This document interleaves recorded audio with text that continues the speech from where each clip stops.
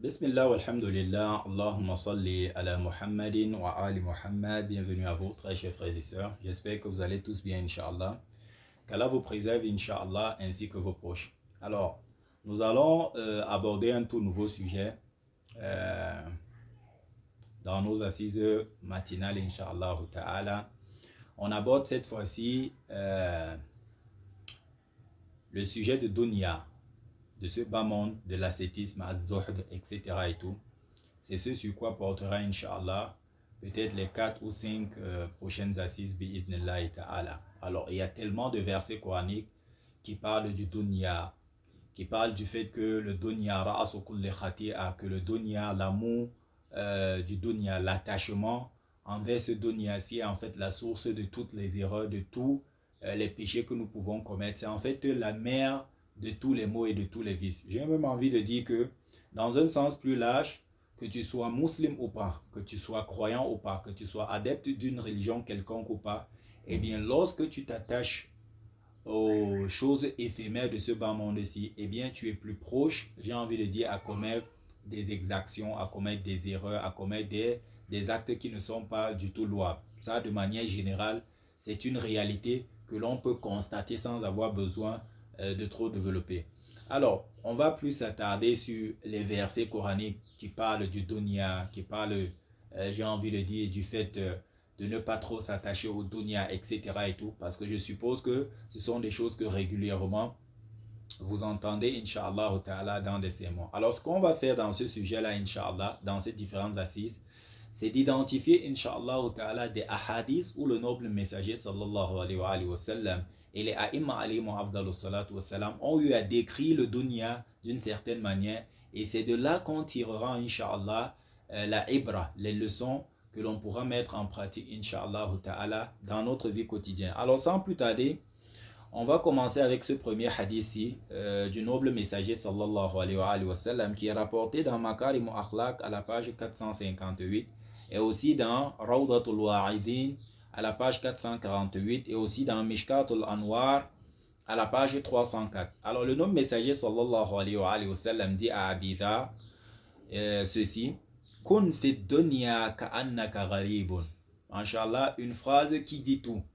Soit dans ce bas monde-ci, tel un étranger. Je vous pose la question, comment est-ce qu'un étranger se comporte? Quand il arrive dans un lieu, comment est-ce qu'il se comporte? Premièrement, il ne va pas fournir plus d'efforts que ça. C'est-à-dire que les efforts qu'il fournit, c'est pour, j'ai envie de dire, le présent, c'est pour l'instant T. C'est pour en fait résoudre les problèmes qui sont devant lui. Il ne va pas dépenser de son énergie, de son temps, pour en fait se projeter, pour en fait, j'ai envie de dire, chercher à s'éterniser, chercher en quelque sorte à se pérenniser, à rester, à s'installer là-bas. Non, il va agir sur le moment pour résoudre ses problèmes. Voilà donc la vision islamique, la vision prophétique de notre comportement dans ce dunya. C'est-à-dire qu'on ne doit s'attacher à rien, on doit fournir des efforts pour l'instant. Mais bon, est-ce qu'on dit de ne pas avoir des projets, etc. Oui, dans une certaine mesure, mais est-ce que totalement nos espoirs, on doit les verser, j'ai envie de dire, dans le lendemain? Eh bien, écoutons ce que le noble messager dit dans la continuité. Il dit, Wa'dun nafsaka minal mauta. C'est-à-dire, prépare-toi, habitue, à la limite, prépare-toi à quoi? À la mort. C'est-à-dire, sache que sans prévenir, tu peux basculer du monde des vivants pour le barzakh. Tu peux quitter le dunya pour le barzakh. C'est-à-dire que quotidiennement, journalièrement, eh bien, rappelle-toi de la mort, car la mort, le rappel de la mort permet en fait de quoi? De nous réveiller de cette insouciance-là, de ce sommeil. Le nom messager continue en disant فَإِذَا أَصْبَحْتَ لَا تُحَدِّثْ نَفْسَكَ بِالْمَسَاءِ. Alors si Allah subhanahu wa ta'ala t'a accordé la vie le matin, eh bien, ne commence pas à te dire je vais faire ceci le soir, je vais, parce que tu n'es pas sûr. Tu n'es pas sûr. Bon, on parle du soir, le hadith parle du soir de manière symbolique. Sinon, l'heure d'après, la seconde d'après, la minute d'après, tu n'es pas sûr en fait que tu auras encore ce souffle de vie-là. Na'am. Wa iza amsayta la tuhaddis nafsaka bis-sabah. Et aussi de la même façon, lorsque le soir, Allah subhanahu wa ta'ala te permet en fait d'atteindre le soir, eh bien ne te dis pas que le matin, le lendemain, je vais faire ci, je vais faire ça, parce que tu n'es pas sûr. C'est-à-dire, comporte-toi comme l'étranger qui, il va agir spécifiquement pour les besoins du moment. Il ne pense pas, j'ai envie de dire, à après-demain, à dans une semaine, à dans un mois. Non, ce qui importe, c'est ce qui peut lui permettre, par exemple, de bien se loger, de se protéger, je ne sais pas, du froid, de la chaleur, pour qu'il puisse manger, s'il n'est pas bien portant, pour qu'il puisse se guérir sur le moment, il ne pense pas, j'ai envie de dire, au-delà de cela.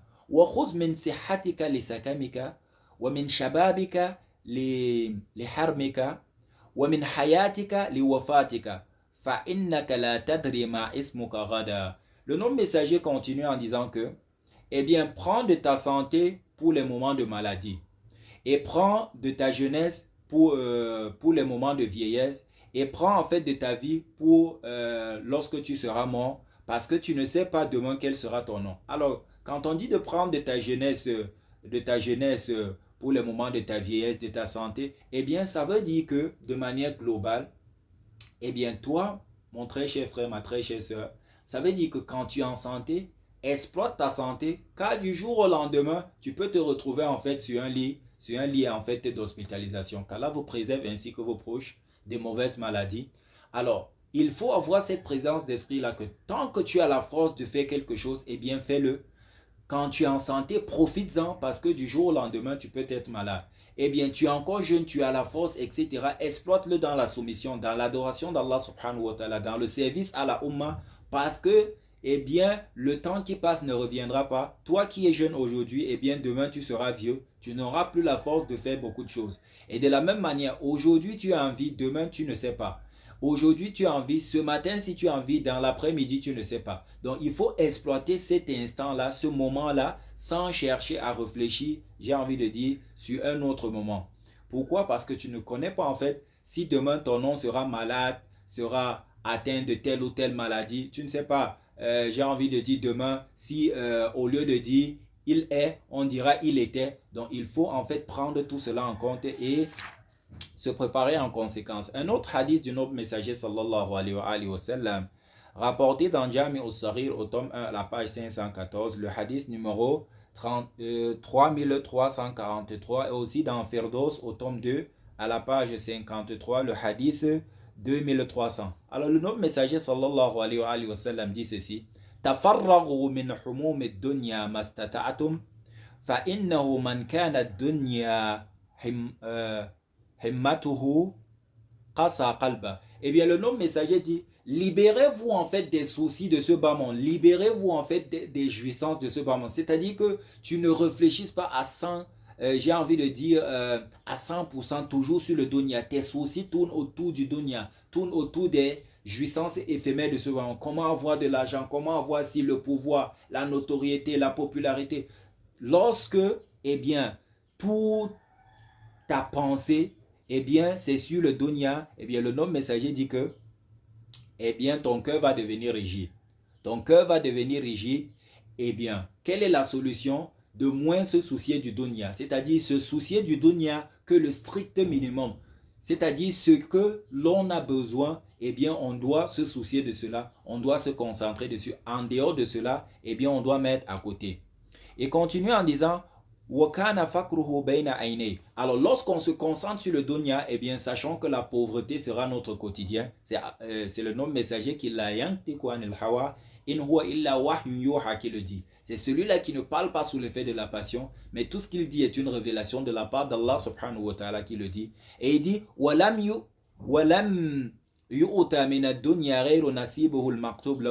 et lorsque vous allez à fond sur le dunya, eh bien sachez que vous allez recevoir du dunya, que votre part qui est en fait que Allah subhanahu wa ta'ala a réservé. Vous n'aurez pas plus. En d'autres termes, vous ne serez pas riche. Vous ne serez absolument pas riche. وَمَنْ كَانَتْ آخِرَةُ حِمَّتُهُ جَمَعَ اللَّهُ لَهُ أَمْرَهُ وَجَعَلَ غِنَاهُ فِي قَلْبِهِ وَأَتَتْهُ الدُّنْيَا رَاغِمًا. Eh bien, le noble messager continue en disant que quant à celui dont l'objectif, son souci, c'est l'au-delà, eh bien Allah subhanahu wa ta'ala résolvera ses problèmes, il se portera garant de ses problèmes et il mettra en fait sa richesse dans quoi? Dans son cœur. Et le dunya à ce moment-là viendra à cette personne-là de manière contrainte. C'est-à-dire que le dunya, les richesses de ce dunya-là viendront à cette personne-là de manière contrainte. Elle sera obligée par qui? Par Allah subhanahu wa ta'ala. أقول قولي هذا وأستغفر الله لي ولكم Wassalamu alaikum wa rahmatullahi wa barakatuh. Allahumma salli ala Muhammadin wa ali Muhammad.